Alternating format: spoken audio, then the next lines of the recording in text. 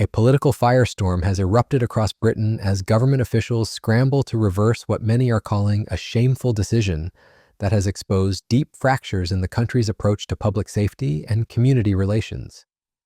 The controversy centers around a decision to ban Maccabi Tel Aviv fans from attending a Europa League match against Aston Villa in Birmingham next month, a move that has triggered unprecedented criticism from across the political spectrum. The decision was made by Birmingham's Safety Advisory Group, which cited public safety concerns and the police force's inability to adequately manage potential protests during the November 6th match. West Midlands Police supported the ban, classifying the fixture as high risk based on what they described as current intelligence. See in previous incidents, particularly referencing violent clashes that occurred when Maccabi Tel Aviv played Ajax in Amsterdam last season. But the response from Britain's political establishment has been swift and scathing. Prime Minister Keir Starmer didn't mince words, calling the decision categorically wrong and declaring that Britain will not tolerate anti-Semitism on its streets. His criticism went beyond mere disagreement, with Downing Street sources revealing that the Prime Minister was genuinely angered by the police recommendation. Starmer emphasized that the fundamental role of police should be ensuring all football fans can enjoy matches without fear of violence or intimidation, not preventing them from attending altogether. The Conservative Party seized on the controversy with characteristic force. Leader Kemi Badenoch branded the decision a national disgrace and directly challenged Starmer to take action, writing on social media that the Prime Minister should guarantee Jewish fans can walk into an football stadium in the country. Her intervention transformed what might have been a local policing decision into a national political crisis, with opposition parties questioning the government's commitment to protecting minority communities. The international dimension of this controversy cannot be understated. Israel's Foreign Minister Gideon Saar called the decision shameful and urged British officials to reverse it immediately. The diplomatic implications are significant, particularly given the current tensions in the Middle East and Britain's complex relationship with Israel. I was in Israel just 2 weeks ago. I met President Herzog, I met Foreign Minister Saar. Let me tell you, the whole of Israel, from the top of government to everybody, are so furious with Keir Starmer, with this Labour government, for abandoning and betraying Israel in their hour of need. And frankly, for our Prime Minister to go to that signing ceremony, he's literally gate crashing. Recent diplomatic visits have revealed that Israeli leadership views this incident as part of a broader pattern of what they perceive as Britain abandoning its traditional allies. The anger within Israeli government circles runs deep, with officials expressing fury at what they see as the UK Labour government's failure to stand by Israel during critical moments.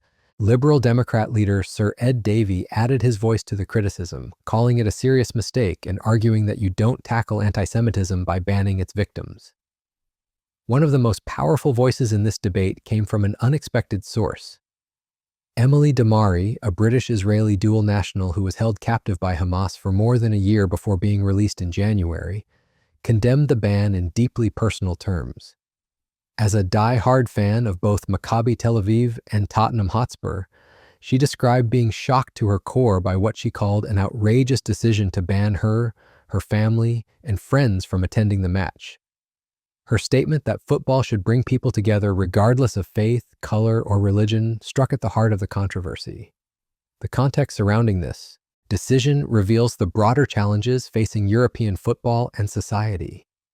Maccabi Tel Aviv fans have indeed been increasingly in the spotlight over the past year, partly linked to Israel's war in Gaza. The Amsterdam incident cited by police saw more than 60 people arrested and 5 treated in hospital following a night of violence that was condemned as anti-Semitic by authorities. However, reports also emerged of Israeli fans provoking violence and chanting racist slogans, complicating the narrative. What makes this situation particularly controversial is the apparent precedent it sets.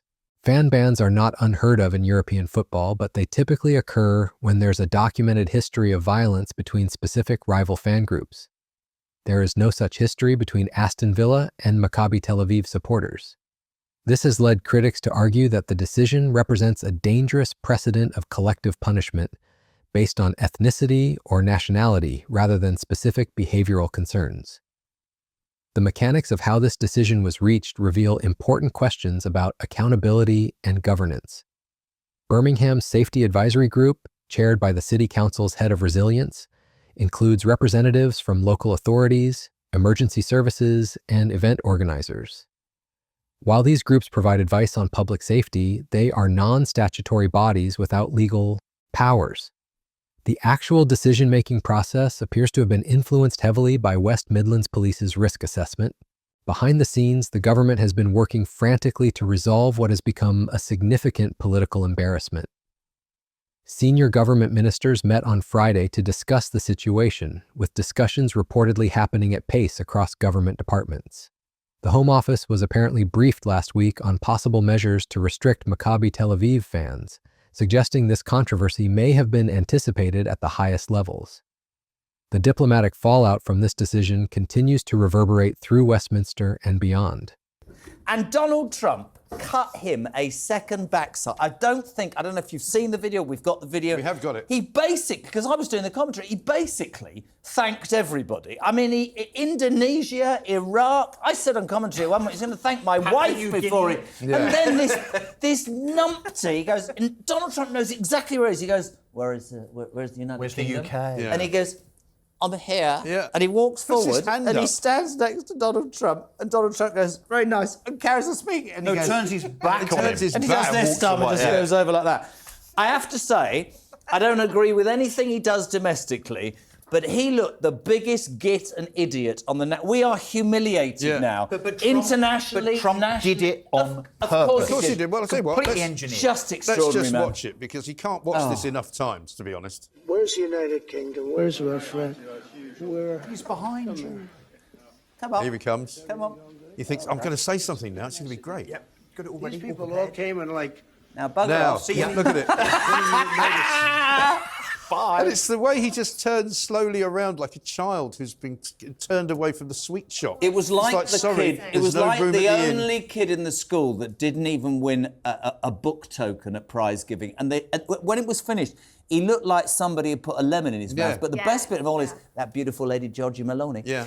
She tried not to laugh because she was about to wet herself. She was about to lose it. Total plankery on the international stage. The worst, honestly, the worst Prime Minister we've ever had. I think because Trump rather likes Georgia Maloney, he said she was a beautiful young woman. You're allowed to say that? Oh yeah, and I bet you he told her that he was going to do that. I think that's why she was laughing. Do you reckon? I think she knew. I liked he it was when he gonna said, do it. in politics, if you say a woman's beautiful, that could be the end of your career. I'll take my chances. Yeah. I mean, it's just brilliant. I know. He is. Well, the thing wonderful if he did say to Georgia Maloney in advance, watch this. I think The timing couldn't be worse for the Prime Minister, who has already faced criticism for his handling of international relations. Recent encounters at international summits have highlighted the awkward position Britain finds itself in, with allies questioning the UK's commitment to shared values and security partnerships. The West Midlands Police and Crime Commissioner Simon Foster has called for an immediate review of the decision, while local Mayor Richard Parker has urged authorities to find a workable solution that might involve government funding for additional policing costs. This suggests that financial considerations may have played a role in the original decision, with local authorities potentially unwilling to bear the costs of enhanced security measures. The broader implications of this controversy extend far beyond a single football match. Britain has seen anti-Semitic incidents hit record levels following Hamas's October 7th attack and Israel's subsequent military campaign in Gaza. Earlier this month, a synagogue was targeted in a car and knife attack that left 2 congregants dead, highlighting the very real security concerns that Jewish communities face. However, critics argue that banning potential victims of anti-Semitism from attending public events sends entirely the wrong message. Baroness Luciana Berger, a former Labour MP who left the party over anti-Semitism concerns before rejoining, suggested that Birmingham's ability to host major international events should be reviewed if local authorities cannot guarantee safety for a single football match. The international sporting context adds another layer of complexity. Various sporting events have seen protests over the war in Gaza, including when Israel's national team played Norway and Italy in recent World Cup qualifiers. In Italy, authorities deployed snipers on stadium roofs and used water cannon against protesters, demonstrating that other countries have chosen enhanced security rather than exclusion. Interestingly, not all political voices have criticized the ban. Ayub Khan, the independent MP for Birmingham, Perry Barr, who had campaigned for the match to be cancelled, welcomed the decision. He argued that from the moment the match was announced, there were latent safety risks that even capable security and police authorities could not fully manage. The Green Party's deputy leader Mohsen Ali went further, calling Starmer's objection irresponsible and advocating for a complete sporting and cultural boycott of Israeli teams. The UEFA dimension cannot be ignored either. The European football governing body has urged UK authorities to ensure Maccabi Tel Aviv fans can attend, emphasizing that fans should be able to travel and support their teams in safe, secure, and welcoming environments. UEFA's statement placed responsibility firmly on local authorities to implement appropriate security measures rather than simply excluding fans. As pressure continues to mount, the fundamental question remains whether this decision will be reversed. Birmingham City Council has stated that the Safety Advisory Group will only review its decision if there's a change in the police risk assessment. This places the ball firmly in West Midlands Police's court, creating a potential standoff between local operational policing decisions and national political pressure. The timing of this controversy is particularly sensitive, coming at a moment when Britain is grappling with questions about community cohesion, public safety, and its international relationships.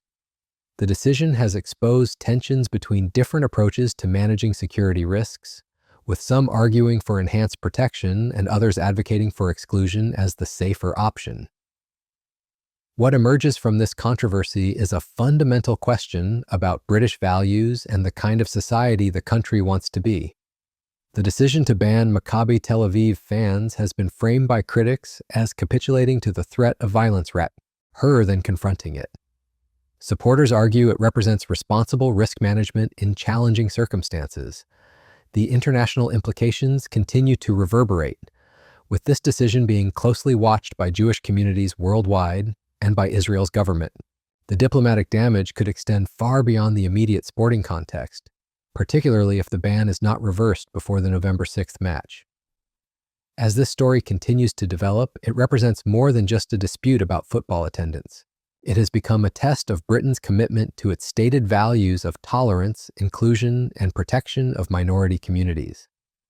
The resolution of this controversy will likely influence how similar situations are handled in the future, and may reshape the relationship between local policing decisions and national political priorities.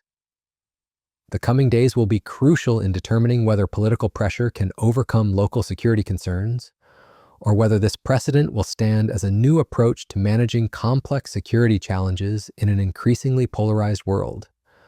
Whatever the outcome, this controversy has already exposed deep divisions about how Britain should respond to the intersection of international conflicts, domestic security concerns, and fundamental questions of fairness, and inclusion.